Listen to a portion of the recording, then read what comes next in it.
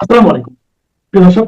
অন্য মঞ্চের আলোচনায় আজ আমাদের অতিথি হিসেবে আছেন 13ই ফেব্রুয়ারি নির্বাচনের ফল ঘোষণা হলে বিএনপির বিপুল জয় দেখে বাংলাদেশের সাধারণ মানুষ থেকে দেশ বিদেশের রাজনৈতিক পর্যবেক্ষকরা স্বস্তির শ্বাস ফেলেছিলেন এই ভেবে যে 18 মাসের ইউনূস শাসনের চরম বিভীষিকা থেকে দেশ এবার মুক্ত হবে। বাংলাদেশের বন্ধু পরিচিতদের সঙ্গে কথা বলেও আমি ব্যক্তিগতভাবে বুঝেছিলাম বিএনপির সরকারকে তারা স্বাগত জানিয়েছিলেন। নির্বাচনের চূড়ান্ত ফল ঘোষণার সঙ্গে সঙ্গে ইউনূস আমলের দমবন্ধ পরিবেশটা যেন হঠাৎই এক লহমায় অনেকটা কেটে গিয়েছিল। তারেক রহমান সরকার ক্ষমতায় বসেছিল 17ই ফেব্রুয়ারি, আর আজ 17ই মার্চ, ঠিক এক মাস। একটা মাস একটা সরকারকে নম্বর দেওয়ার জন্য আদৌ যথেষ্ট সময় নয়। বিশেষ করে যে মাৎস্য ন্যায় শাসন দেশে তৈরি করেছিল ইউনূসের 18 মাস, তা থেকে দেশকে টেনে তুলতে আরো অনেক সময় দরকার। এ কথা যেমন সত্যি, তেমন এটাও বলতে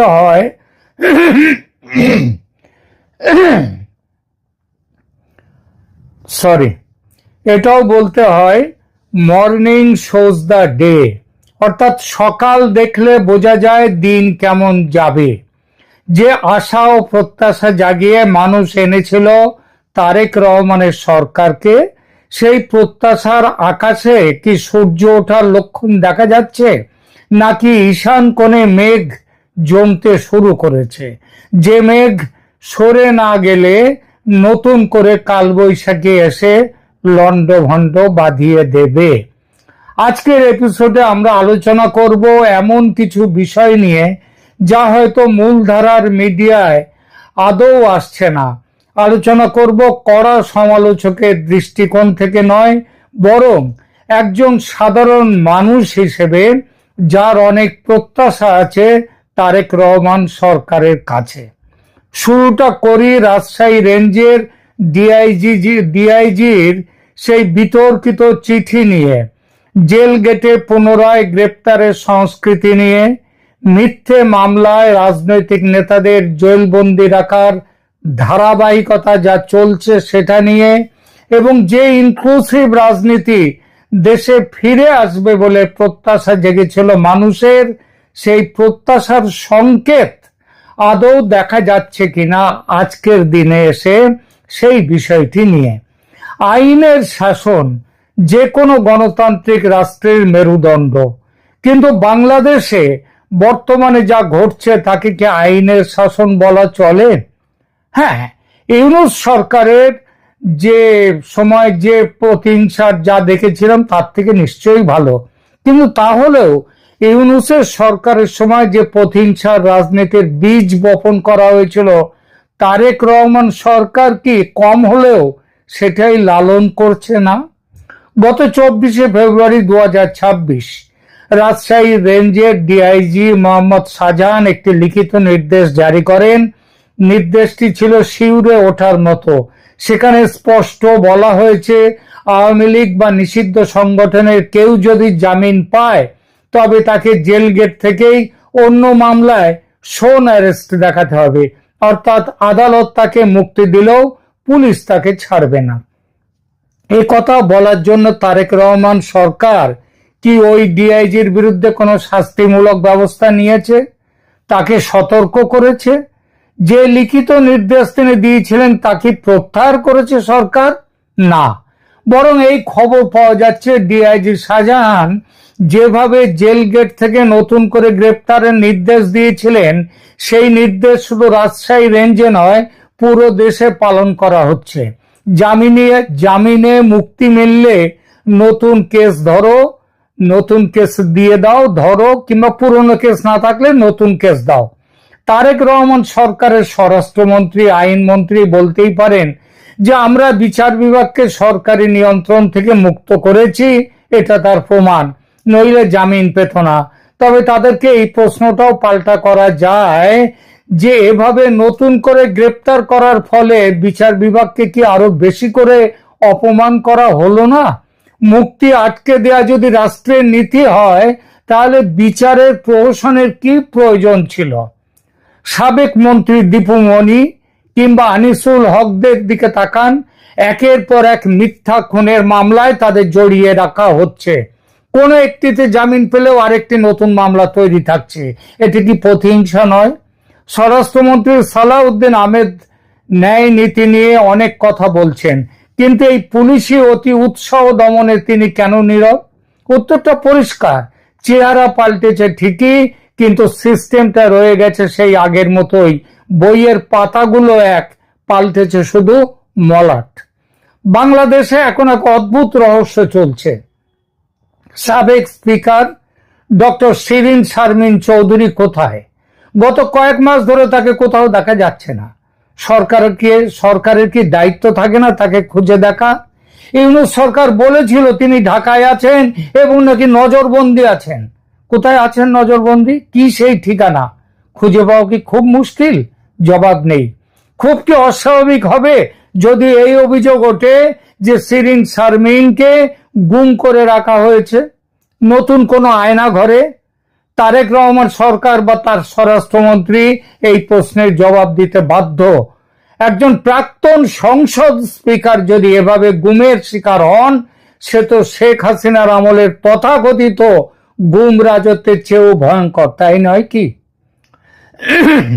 ডেপুটি স্পিকার শামসুল হক টুকু কারাগারে, তার বিরুদ্ধেও হত্যা ইত্যাদি দীর্ঘ অভিযোগ। একটি দেশের সংসদীয় গণতন্ত্রের প্রধান দুই ব্যক্তি হোক না তারা একদা, কিন্তু তারা যখন এভাবে নিখোঁজ বা বন্দী থাকেন এবং সরকার যখন তা নিয়ে কোনো তথ্য দেয় না, দেওয়ার চেষ্টা করে না, তখন বুঝতে হবে গণতন্ত্রের স্বাস্থ্য একটুও ভালো নেই। আওয়ামী লীগ সরকারের সময় গুমের সংস্কৃতির বিরুদ্ধে যারা সোচ্চার ছিলেন, আজ তারাই কেন একই পথ অনুসরণ করছেন? তারেক রহমান কি তবে আগের সরকারের সব খারাপ চর্চাই নিজের করে নিলেন? এ প্রশ্ন উঠবেই। গতকাল অর্থাৎ 16 মার্চ 2026 হিউম্যান রাইটস ওয়াচ এক কড়া বিবৃতিতে বলেছে গতকালকে যে তারেক রহমান সরকারের প্রথম অগ্রাধিকার হওয়া উচিত মব ভায়োলেন্স বন্ধ করা, কিন্তু সেটি তারা করছে না, এখনো মব ভায়োলেন্স চলছে। অ্যামনেস্টি ইন্টারন্যাশনাল উদ্বেগ প্রকাশ করে জানিয়েছে যে সোশ্যাল মিডিয়ায় ভারতীয় এজেন্ট বা দেশ বিরোধী তকমা দিয়ে নির্দিষ্ট কিছু ব্যক্তি বা মিডিয়া হাউসের ওপর হামলা উস্কে দেয়া হচ্ছে এখনো। সবচেয়ে অদ্ভুত বিষয় হলো প্রশাসনের ভূমিকা। পরিসংখ্যান বলছে এসব মব লিঞ্চিং এর ঘটনায় যেখানে 9,000-এরও বেশি মানুষকে অভিযুক্ত করা হয়েছে, সেখানে গ্রেপ্তারের হার কত জানেন? 1%। অর্থাৎ আপনি যদি ভিড়ের মধ্যে মিশে কাউকে পিটিয়ে মেরে ফেলেন, তবে আপনার শাস্তি হওয়ার সম্ভাবনা 0। এই 1%-এর মধ্যে শাস্তি হবে না কারোর। একে কি আমরা আইনের শাসন বলবো? পুলিশের ডিআইজি যখন জামিন প্রাপ্তদের পুনরায় গ্রেপ্তারের নির্দেশ দেন, তখন সেই একই পুলিশ কেন খুনি মবদের সামনে নীরব দর্শকের ভূমিকা পালন করে? কেন করে? এই দ্বিচারিতাই প্রমাণ করে যে রাষ্ট্র আসলে অপরাধীকে নয়, বরং রাজনৈতিক প্রতিপক্ষকে দমনেই বেশি আগ্রহী। এবার আসি সবচেয়ে বড় এবং স্পর্শকাতর বিষয়ে, ভারত ফ্যাক্টর। কূটনৈতিক মহলে জোরালো গুঞ্জন আছে তারেক রহমান ও বিএনপিকে ক্ষমতায় আনার পেছনে দিল্লির একটা ভূমিকা, প্রচ্ছন্ন এবং গোপন ভূমিকা ছিল। কেন?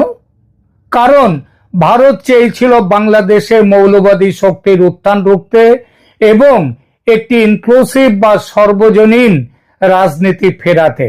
তারা চেয়েছিল আওয়ামী লীগের উপর থেকে অলিখিত নিষেধাজ্ঞা উঠে যাক এবং তারা যেন মূলধারার রাজনীতিতে ফেরে।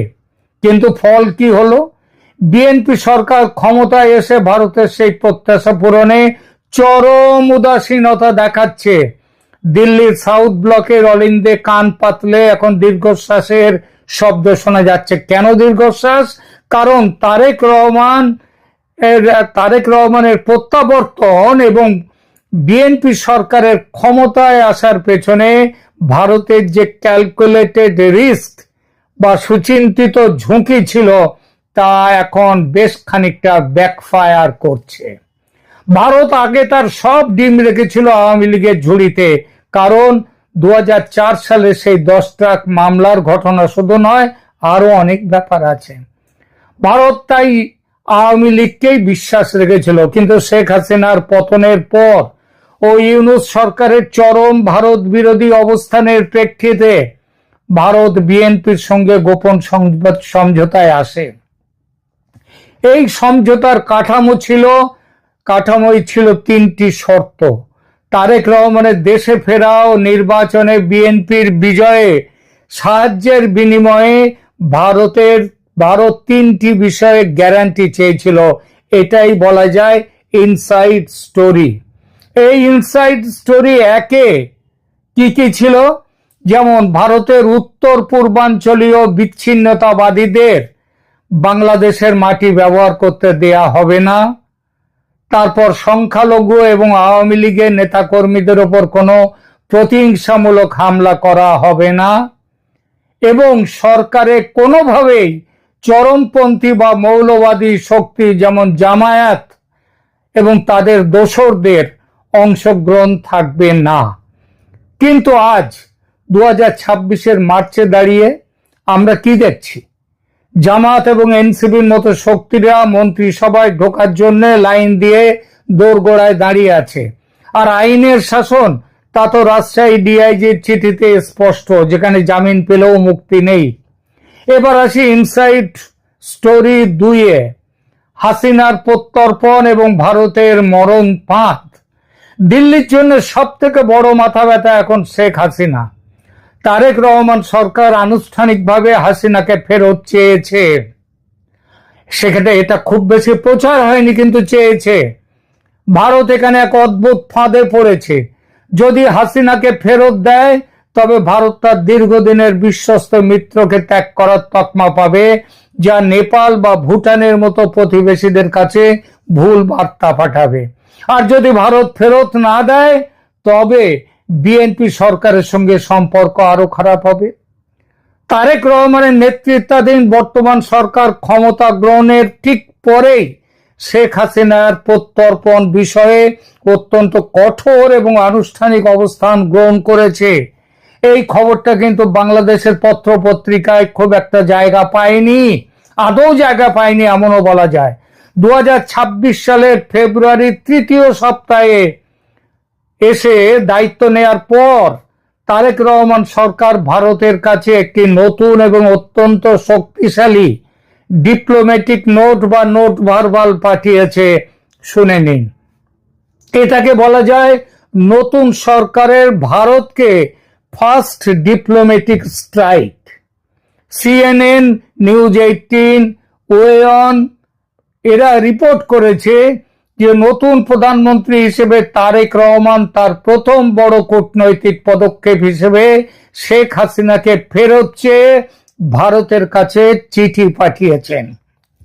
চিঠির বিষয়বস্তু আইনি ভিত্তি হলো, এই চিঠিতে কেবল অনুরোধ নয়, বরং কিছু সুনির্দিষ্ট আইনি নথি সংযুক্ত করা হয়েছে। আইসিটি আন্তর্জাতিক অপরাধ ট্রাইব্যুনাল কর্তৃক শেখ হাসিনাকে দেয়া মৃত্যুদণ্ড এবং গ্রেপ্তারি পরোয়ানার বিস্তারিত অনুলিপি দেয়া হয়েছে এই চিঠির সাথে। এছাড়া 2013 সালের প্রত্যর্পণ চুক্তি বাংলাদেশ ও ভারতের মধ্যে যে এক্সট্রাডিশন ট্রিটি, সে তার ধারাগুলো উল্লেখ করে বলা হয়েছে যে দণ্ডপ্রাপ্ত আসামিকে ফেরত দেওয়াটা ভারতের বাধ্যতামূলক দায়িত্ব।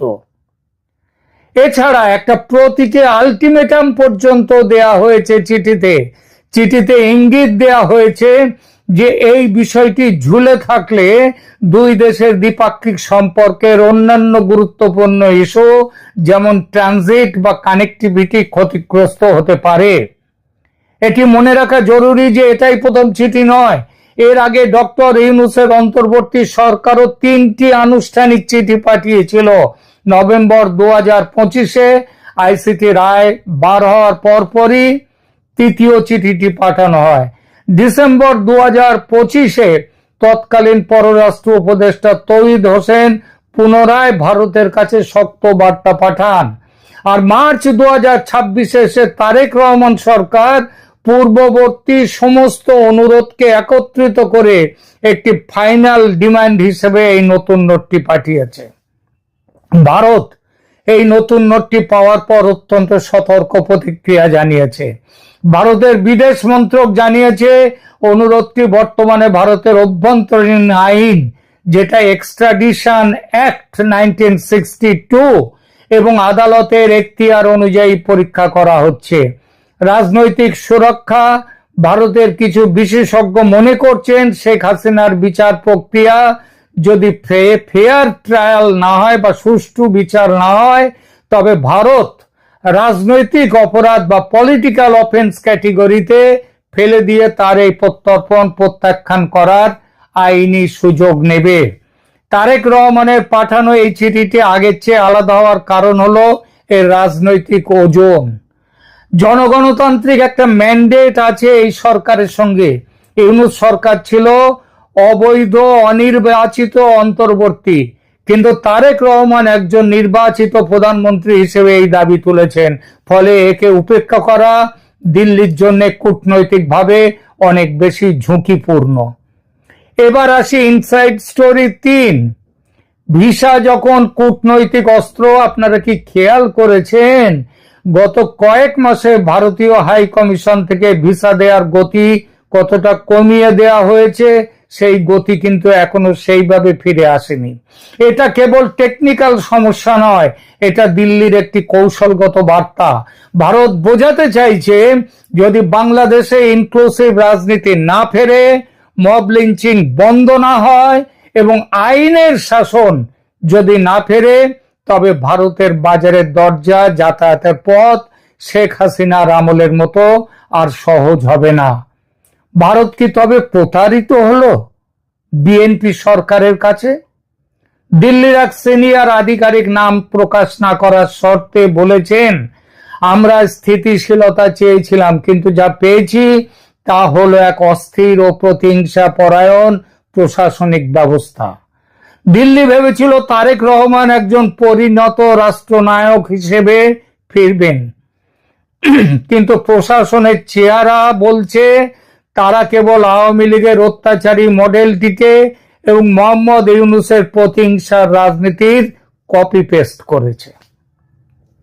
সাউথ ব্লক এখন অপেক্ষা করো এবং দেখো নীতিতে থাকলেও নেপথ্যে তারা বাংলাদেশের বিকল্প ব্যবস্থার জন্য যোগাযোগ শুরু করেছে।